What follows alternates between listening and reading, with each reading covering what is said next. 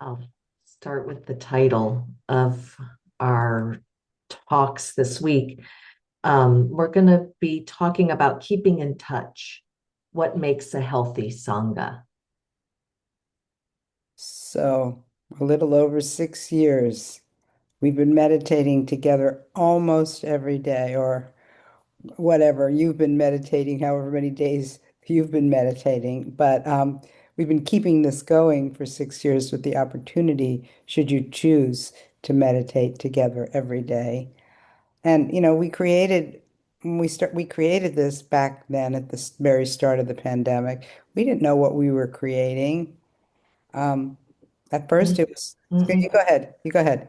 Yeah, okay. Yeah, at first it really was a place just to meditate during so much uncertainty and something we'd never experienced before as a group of people, a pandemic.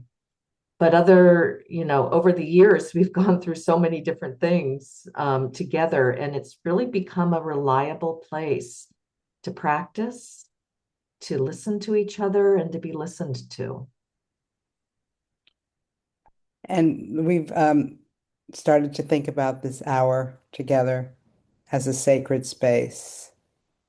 Um, Really, there's something sacred about witnessing each other through our lives, through our living and dying processes, through old age, sickness, and death, not as a concept, but as a very intimate, lived experience together. Right, right. And because of the format that we're in, we have certain boundaries. We're not in each other's location. We see each other in our little Zoom boxes. We have those boundaries. But we're also going to talk a little bit about the boundaries of how do we do this together? Um, how do we Yeah. go ahead now? Oh, we have really actually very well-defined boundaries. Did I Um, say we didn't? Oh, I'm no, sorry. no, you didn't say. Oh, I just wanted to take it even oh, a little further. oh, okay. This, because as you were saying it, Linda, I just felt like, oh yeah, we are within our boxes, but then anytime we want, we can just turn off our video. We have a lot of control of our boundaries in a way that we don't have in other aspects of our life.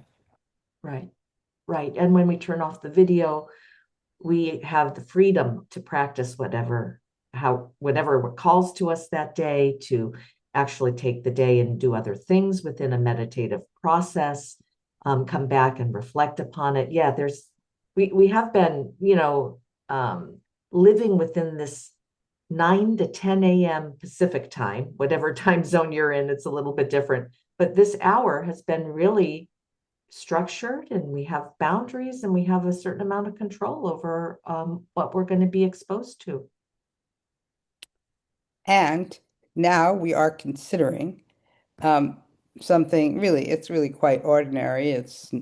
Probably exists in most groups, which is creating an email list so people who wish to can stay in touch outside in addition to this hour.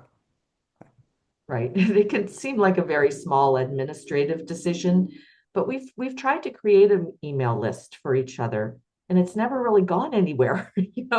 Nobody's ever signed up, yet everybody keeps coming to the daily practice. So we're really thinking it's timely to make an email list and look at the questions that it represents in doing so.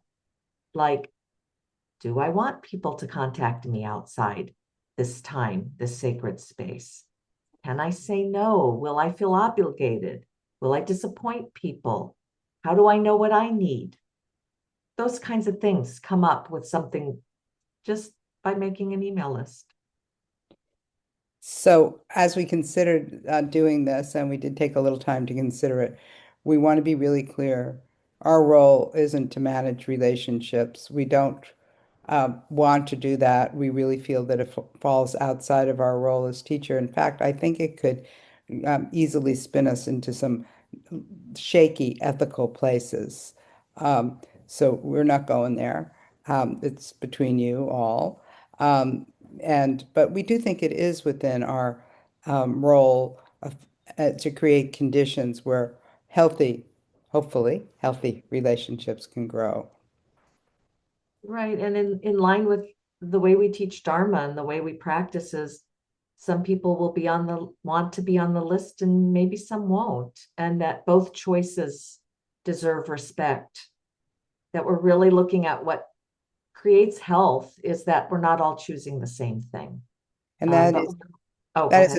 that is a basic premise here Yeah, of reflective meditation, right? Not yeah. everyone chooses the same thing in how they meditate. Not everyone chooses the same thing in terms of how they want to relate to this list and many other things. Right, right. And I think that's been a big arc of, of the Dharma that we've learned is how we can recognize and honor different needs and different choices, especially within our closer relationships. Close meaning there's a lot of intimacy that happens in this group. We carry each other. We hear things that, sometimes even our partners don't even hear or other friends. We talk about our inner worlds in ways that are deeply moving. And how do we respect the needs of the people that we've come to know this way if they choose something different than we do? Or maybe we'll say inevitably choose You something never. different, right? So that we'll talk more about this as the week goes on. But just to be state it clearly, we believe a healthy sangha is not sustained by ideals of selflessness or constant availability. Hmm. I need to hear that actually. I think we wrote that, Nellie, but that I don't know that let's say conditioning to be constantly available to those I respect or love or have deep affection for. It's almost like default. Yeah. So Hmm. we're going against that a bit. We're saying that's not necessarily always healthy. Right, right. On the flip side, we like believe it's healthy as we can know our experience and communicate our needs honestly, respect each other's limits, and recognize that connection itself arises through conditions we intentionally cultivate together. Right. So we're just trying to clarify some of our intentions around this and have you all reflect upon what you want from this direction of do I want to be on an email list so people can contact me outside of this daily online meditation? Hey, Linda, what if someone's sitting there right now thinking, yes, I want to be on this email list? What should they do? we almost we've gotten somewhere on this. The idea is that you would email the daily online sangha at gmail.com and you would say yes and let us know your email, what email you want on that list.